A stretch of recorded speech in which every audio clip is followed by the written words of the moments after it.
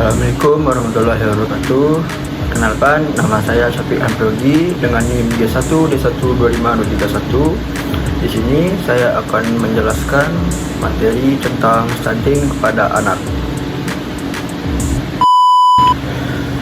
Stunting adalah kondisi terhambatnya pertumbuhan anak akibat kekurangan gizi dalam jangka panjang, diukur dengan tinggi badan anak dibandingkan dengan standar usia.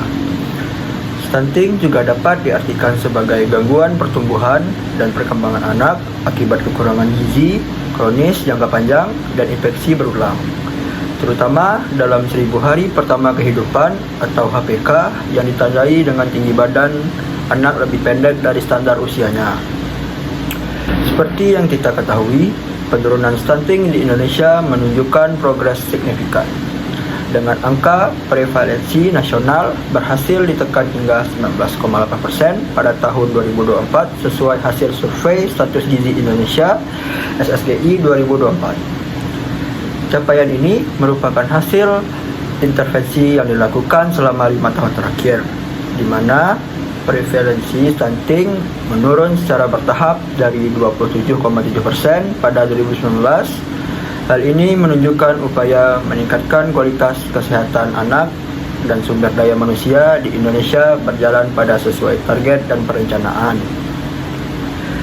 Meskipun secara nasional terjadi penurunan, data infografis juga memperlihatkan adanya disparitas antar daerah.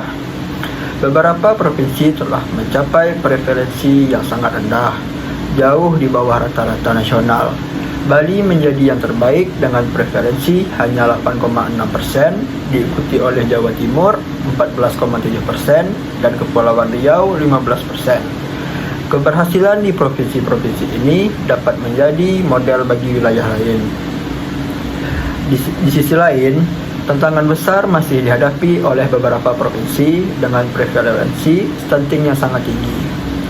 Papua Barat Daya memiliki prevalensi 30,5%, Sulawesi Barat 35,4%, dan yang tertinggi adalah Nusa Tenggara Timur atau NTT dengan 37%. Angka-angka ini menunjukkan perlunya fokus dan intervensi yang lebih intensif serta target yang lebih spesifik di wilayah-wilayah tersebut untuk mengejar ketertinggalan dan mencapai angka nasional. Secara keseluruhan, kunci keberhasilan pencegah stunting terletak pada intervensi yang dilakukan selama 1000 hari pertama kehidupan HPK yang meliputi periode prenatal, kelahiran, dan postnatal. Dengan strategi dan intervensi yang tepat, penurunan stunting di Indonesia dapat terjadi percepatan untuk mencapai target. Baik, berikutnya penyebab stunting, yaitu yang pertama kekurangan nutrisi. Asupan gizi yang tidak memadai, terutama protein, vitamin, dan mineral, merupakan penyebab dari stunting. Yang kedua, penyakit infeksi. Infeksi berulang seperti diare dan pneumonia juga merupakan penyebab stunting. Kondisi lingkungan, sanitasi yang buruk dan akses terbatas ke air bersih, faktor sosial, ekonomi, keluarga berpenghasilan rendah mengalami kesulitan dalam memenuhi kebutuhan gizi. Nah, berikutnya kita masuk lagi ke dampak stunting. Dampak stunting yang pertama ada dari dampak kesehatan, meningkatkan risiko penyakit kronis seperti diabetes dan hipertensi. Kognitifnya mengganggu perkembangan otak yang mempengaruhi kemampuan belajar. Ekonominya mengurangi produktivitas individu dan berdampak pada pertumbuhan ekonomi. Upaya pencegahannya yaitu melalui peningkatan gizi, memastikan asupan gizi yang cukup selama kehamilan dan masa pertumbuhan anak, dan juga kesehatan ibu dan anak, meningkatkan akses layanan kesehatan, dan juga dengan cara edukasi, memberikan penyuluhan tentang pentingnya gizi seimbang dan praktik sanitasi yang baik. Nah, di sini kita ada contoh berita dari upaya pencegahan. Contoh berita ini ada di Indonesia, di Lamongan, Jawa Timur. Menteri Kependudukan dan Pembangunan Keluarga Indonesia, Wi Haji, pada hari Kamis mendesak pemerintah daerah untuk mengintensifkan operasi lapangan guna mempercepat dukungan bagi keluarga yang berisiko mengalami stunting, dengan mengatakan bahwa kemajuan nasional akan terhenti tanpa intervensi di lapangan yang lebih cepat. Ia mengatakan prevalensi stunting nasional tetap sekitar 19,8%, yang membutuhkan intervensi mendesak bagi keluarga miskin yang berjuang dengan perumahan, sanitasi, gizi, dan pendapatan yang terbatas.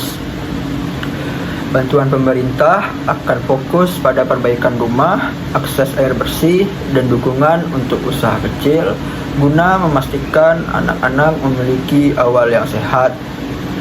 Dwi Haji menekankan bahwa bantuan untuk rumah tangga rentan tidak dapat ditunda dan harus melibatkan upaya terkoordinasi lintas lembaga untuk mengurangi risiko stunting sejak kehamilan dan seterusnya. Kepala Distrik Lamongan, Ihronor Effendi, mengatakan prevalensi stunting lokal telah turun menjadi sekitar 6,9% mengutip data tahun 2024 dari Dinas Kesehatan setempat. Ia mengatakan distrik tersebut memperluas program nutrisi untuk ibu hamil, memperkuat layanan di pos kesehatan masyarakat atau posyandu, dan meningkatkan dukungan di bawah gerakan penanganan stunting terpadu. Ia menambahkan bahwa pemerintah mendistribusikan makanan tambahan yang bersumber dari lokal dan menggunakan dashboard digitalisa untuk melacak dan mengidentifikasi keluarga berisiko sejak dini. Mengurangi stunting tetap menjadi prioritas utama pemerintahan Presiden Prabowo Subianto dan telah menginstruksikan kementerian untuk mempercepat intervensi yang berfokus pada anak di seluruh negeri. Di antara inisiatif utama pemerintah adalah program makan siang bergizi gratis atau MBG yang dirancang untuk meningkatkan gizi anak di bawah 5 tahun, ibu hamil dan menyusui, serta siswa hingga tingkat SMA sebagai bagian dari strategi yang luas. Baik, di sini kesimpulan dari materi stunting ini adalah stunting merupakan masalah gizi kronis yang berdampak serius terhadap kualitas sumber daya manusia Indonesia. Anak yang mengalami stunting berisiko memiliki pertumbuhan fisik terhambat, kemampuan belajar rendah, serta produktivitas yang menurun di masa depan. Saat ini, Indonesia menunjukkan kemajuan positif dengan penurunan angka stunting hingga di bawah 20%, yang menandakan bahwa upaya pemerintah dan masyarakat mulai membuahkan hasil. Program investasi seperti peningkatan gizi ibu dan anak, layanan posyandu, sanitasi layak, serta edukasi kesehatan berperan besar dalam pencapaian ini. Namun demikian, stunting belum sepenuhnya teratasi. Masih terdapat kesenjangan antar wilayah, faktor ekonomi keluarga, pola asuh, dan akses layanan kesehatan yang menjadi tantangan utama. Oleh karena itu, penanganan stunting harus dilakukan secara berkelanjutan dan terpadu, melibatkan pemerintah, tenaga kesehatan, keluarga, dan masyarakat. Dengan komitmen bersama dan konsistensi program, penurunan stunting dapat terus dipercepat demi mewujudkan generasi Indonesia yang sehat, cerdas, berdaya saing di masa depan.